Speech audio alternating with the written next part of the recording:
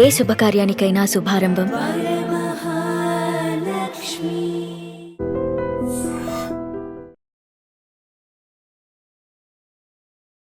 ఆరు రాష్ట్రాల పోలీసులకు మోస్ట్ వాంటెడ్ మావోయిస్టు పార్టీ కేంద్ర కమిటీ సభ్యుడు హిడ్మా అలియాస్ మాధవి హిడ్మా ఈ రోజు ఎన్కౌంటర్ గురయ్యారు.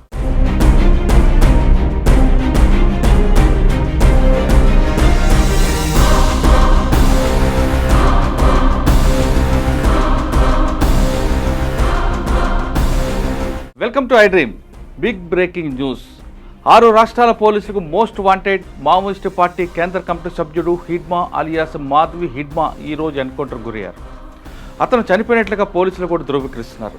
ఈరోజు తెల్లవారుజామున 6 గంటలకు ఆంధ్రప్రదేశ్ రాష్ట్రంలో మారేడుమిల్లి అటవీ ప్రాంతంలో జరిగిన భీకరమైన ఎన్కౌంటర్లో హిడ్మాతో పాటు మరో 5గురు చనిపోయినట్లుగా పోలీసులు చెప్తున్నారు. సంఘటనా స్థలంలో దొరికిన హిడ్మా అని మాత్రం పోలీసులు డెడ్ బాడీ ఫోటో రిలీజ్ చేశారు. ఆ డెడ్ బాడీ ఫోటో ఇప్పుడు మనం ఐ డ్రీమ్లో చూస్తున్నాం. అయితే హిడ్మాతో పాటు మరో 5గురు చనిపోయారు. వాళ్ళందరూ అతని కుటుంబ సభ్యుల లేదు అతనికి సెక్యూరిటీగా వచ్చిన వాళ్ళని విషయం మాత్రం పోలీసులు ఇంకా కన్ఫర్మ్ చేయట్లేదు. అయితే ఛత్తీస్గఢ్ రాష్ట్రంలో ఎక్కడ అబుజ్మడ్లో ఉన్న హిడ్మా ఇటువైపు ఎందుకు వచ్చారనే విషయాన్ని మాత్రం పోలీసులు కన్ఫర్మ్ చేయట్లేదు. అక్కడి నుంచి అతను ఆంధ్రప్రదేశ్ రాష్ట్రం వైపు రావాలని ప్రయత్నం చేస్తూ ఏఓబీలోకి వచ్చారా, లేదు ఇక్కడ ఆంధ్రప్రదేశ్లో ఒక కమిటీ ఉంది, చెల్లూరు నారాయణరావు అలియాస్ జనార్దన్ పేరు మీద ఒక కమిటీ తిరుగుతుంది, అతనికి సపోర్ట్ చేయడానికి వచ్చారా, లేదు ఇక్కడ షెల్టర్ తీసుకోవడానికి వచ్చారా అనే విషయం మాత్రం కన్ఫర్మ్ కావట్లేదు. దక్షిణ బర్సల్లో ఉన్న తలదాచుకున్న హిడ్మా 6 రాష్ట్రాల పోలీసుకు మోస్ట్ వాంటెడ్గా ఉన్నారు. అతను మిలిటరీ ఆపరేషన్లో చాలా దిట్టగా ఉంటాడు. ఎక్కడ పోలీసులకు దాడులు జరిగినా, పోలీసులు ఎక్కడ చనిపోయినా ఆ సంఘటనలో హిడ్మా ఉంటారు. అతని వ్యూహం ఉంటుందని పోలీసులు ఇప్పటికే నమ్ముతున్నారు.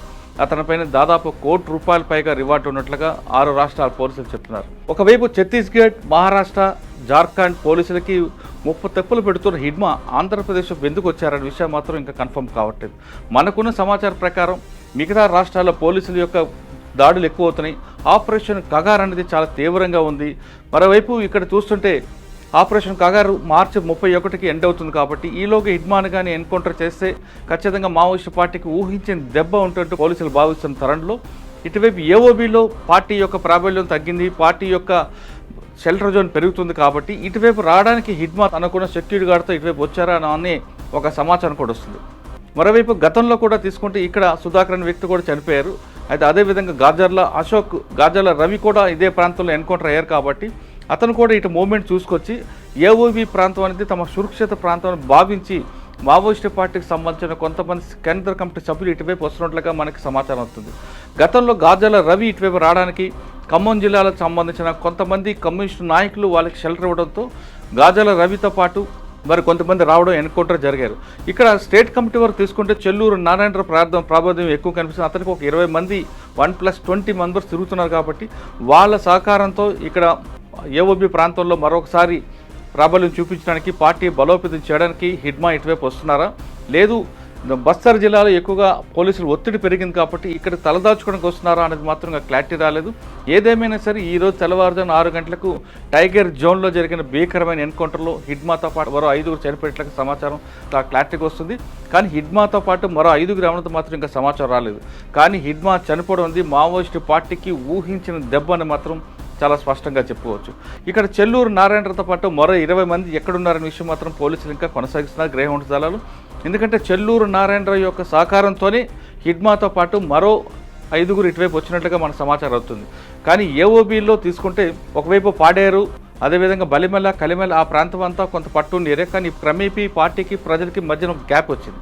కానీ రంపచోడవరం, మారేడుమిల్లి ప్రాంతాల్లో ఇక్కడ కూడా పెద్దగా పార్టీకి మద్దతు లేకపోయినా ఇటువైపు రావడానికి వాళ్ళకి ఈజీగా యాక్సెస్ కనిపించింది. ఎందుకంటే ఒకవేళ ఛత్తీస్గఢ్ నుంచి నడక దారిలో వస్తున్నప్పుడు ఛత్తీస్గఢ్ నుంచి చింతూరు మీదుగా గోదావరి అంటే అక్కడ సీలేరు ఉంటుంది, సీలేరు దిగికి వచ్చిన తర్వాత ఇటు రంపచోడవరంకి వచ్చే మార్గం ఉంది. కాబట్టి ఆ ప్రాంతంలో ఒక మావోయిస్టు పార్టీకి ఒకప్పుడు బలంగా ఉన్న రంపచోడవరం, ఈ డొంకరాయి ఈ ప్రాంతంలో తలదాచుకోవడానికి హిడ్మాతో పాటు మరి 5గురు వస్తున్నారా, లేదు ఇటగై మన ఆంధ్రప్రదేశ్లో తమ ప్రాబల్యం చూపించి ఇక్కడ ఎవరికైనా టార్గెట్ చేద్దామనే ఉద్దేశంతో వస్తున్నారా అనేది ఇంకా మనకు సమాచారం రావాల్సి ఉంది.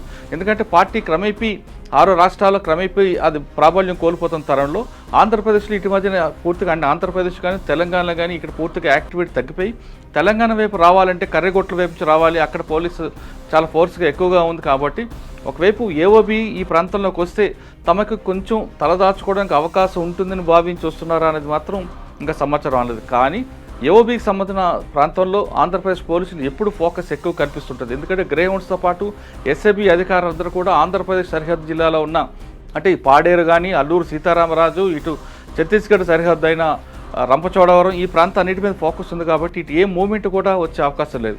బహుశా ఈ సమాచారం ఆయనకు లేకపోవడం వల్లే హిడ్మాతో పాటు మరి 5గురు ఇటువైపు వచ్చినట్టుగా మన సమాచారం అవుతుంది. కానీ స్టేట్ కమిటీకి సంబంధించిన చెల్లూరు నారాయణరావు ఏ విధంగా ఆయనకి ఇన్ఫర్మేషన్ ఇచ్చి తీసుకొచ్చారా అనే విషయం మాత్రం క్లారిటీ లేదు.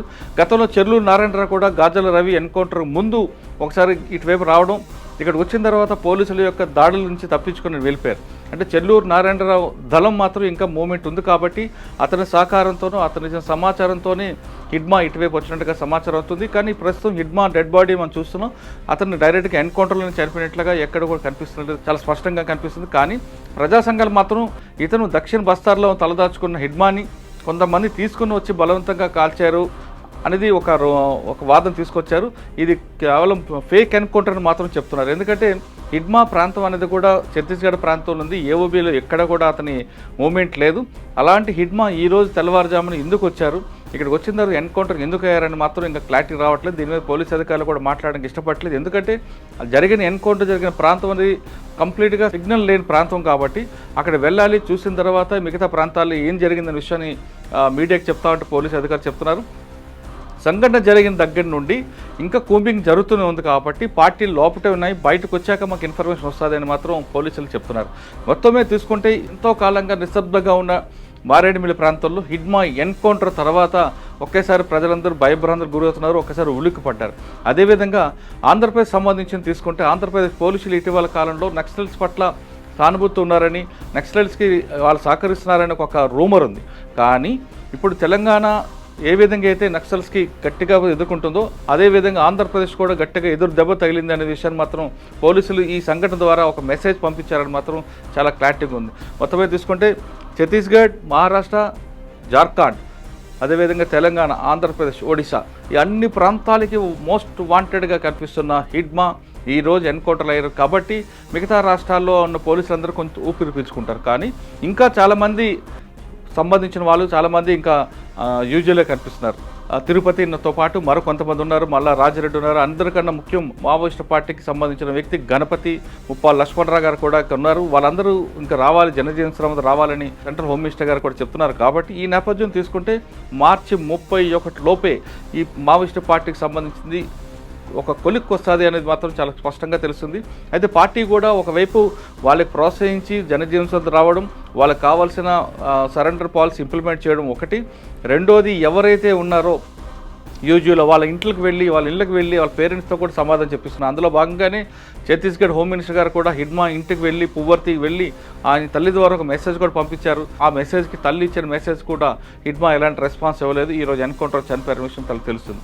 మరోవైపు పార్టీలు ఎవరైతే ఉన్నారో అజ్ఞాతంలో వాళ్ళందరూ కూడా ఆఫర్లు ఇచ్చి వాళ్ళందరినీ తీసుకురావడం, జనజీవన కలపడం అనేది కూడా మరో 3వ పార్ట్లోగా చేస్తున్నట్టు తెలుస్తుంది. అందులో భాగంగానే ఇటీవల గచ్చిరోలిలో మల్లోజ్ వేణుగోపాల్ గారు 60 మందితో లొంగిపోవడం, అదేవిధంగా ఛత్తీస్గఢ్లో తీసుకుంటే జగదల్పూర్లో శేషన్న గారు కూడా 200 మందితో రావడం, ఇవన్నీ చూస్తుంటే కేవలం ఆపరేషన్ కగార్ అనేది ఒక ఎన్కౌంటరే కాకుండా అన్ని వైపుల నుంచి ఆ పార్టీని పూర్తిగా బలోపేతం లేకుండా చేయడానికి ప్రభుత్వం చేస్తున్న వ్యూహంలో భాగంగానే అనుకోవచ్చు.